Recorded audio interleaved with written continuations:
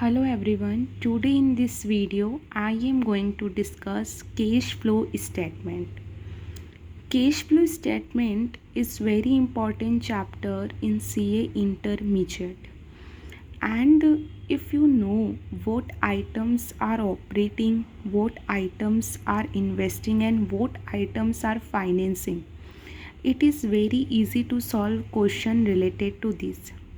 So here I am discussing about cash flow statement for the year ended. सबसे first you have to write cash flow statement heading and the year end. After that we will make a format particular details and net amount. Then first we write operating activities. In operating activities, first we write if by indirect method, because if you are follow direct method it is very easy. Whatever cash flow from operating, write in operating activities, but when you are doing by indirect method, so you have to know that what items are to be add and what items to be less. So first if you take change in P&L, if you take net profit before tax, then you follow second paragraph.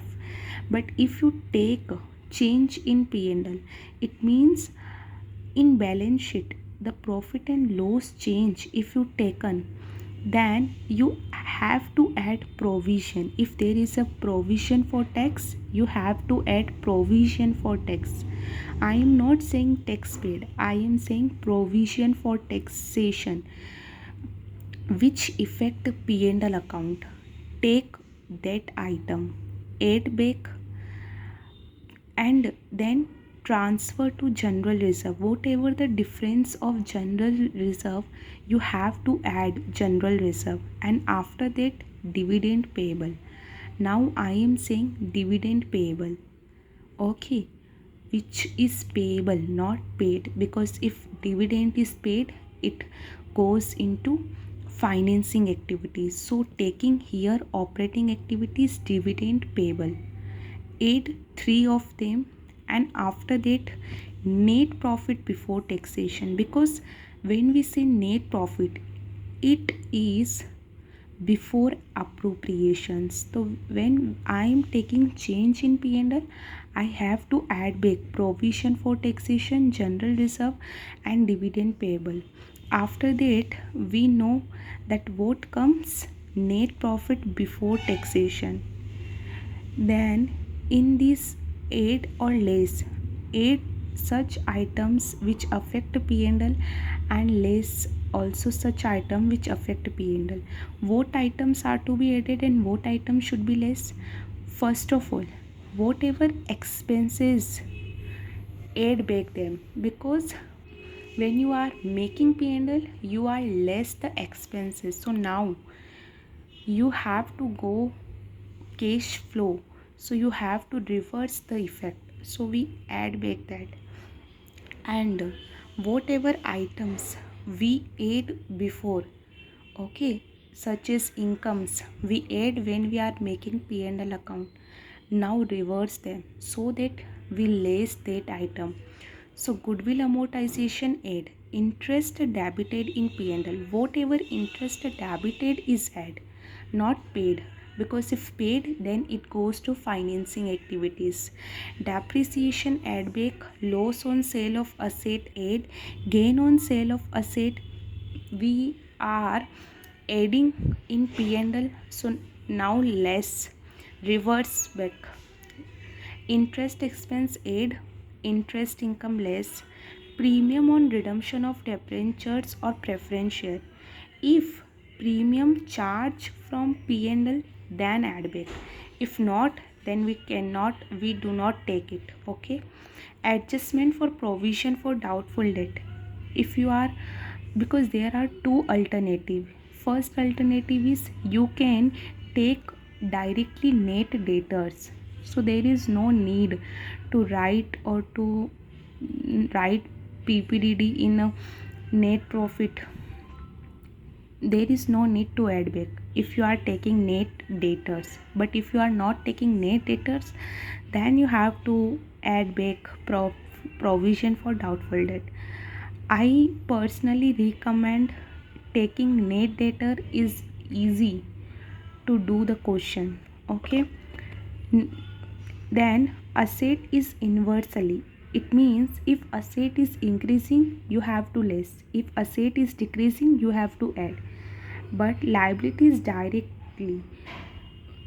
That means if liability is increasing, add, and liability is decreasing, less. So these are working capital changes. Whatever current assets, current liability, you have to take the change. After that, cash generated from operations, then less from income tax paid, cash from operation after tax but before extraordinary item.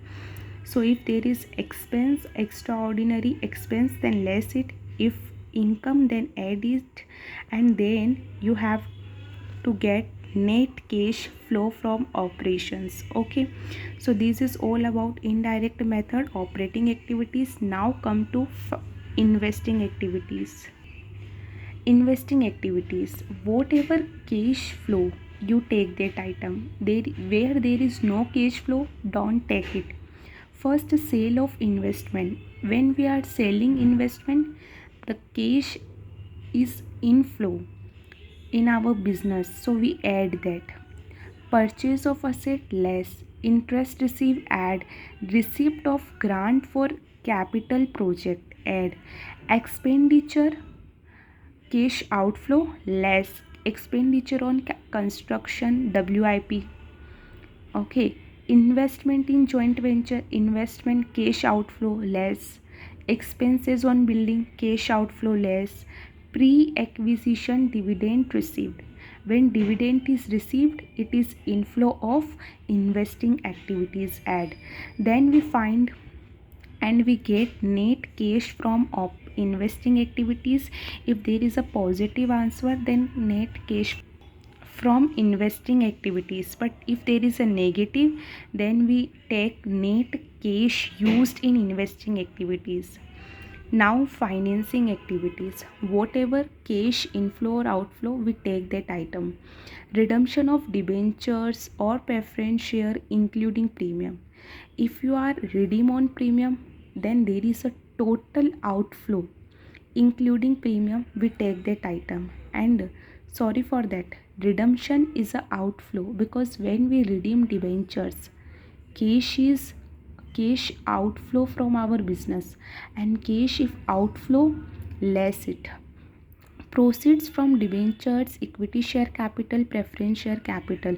Redemption, cash outflow. But when we issue or issue shares debenture, then it is inflow, so add back. Interest paid on debenture, always remember interest paid goes into financing activities, so less it. Bank loan repaid, repayment including interest, less. Dividend paid, less. Repayment of bonds, less. Interest paid, less. Proceeds from coal scenario, add. Proceeds from long term and short term borrowing, we can say borrowing, bank loan. Okay, so if borrowing from long term or short term borrowing, say proceeds होना, add. Drawings, when we are when a owner withdraw money from his business, it means there is a cash outflow, so we less drawings in financing activity. One more thing I would here recommend and would say that in investing activities, if there is a TDS, okay, tax deducted at source, will we will we will show it separately. If there is a TDS, okay now, then we will show it separately. And here I am not writing, but yeah, I will write. Okay, now net cash flow from financing, if there is a positive answer, and if negative, then we write here net cash used in financing activity. Then add back three of them, and we find net increase or decrease in cash and cash equivalent, add opening cash and cash equivalent, and you get closing cash and cash equivalent, and you can check it from balance sheet also that whether you do it right or not. So guys, if you know this format, it will very easy to understand cash flow statement. Otherwise there are many items which you find may difficult and it may affect your cash flow statement. So thanks for watching.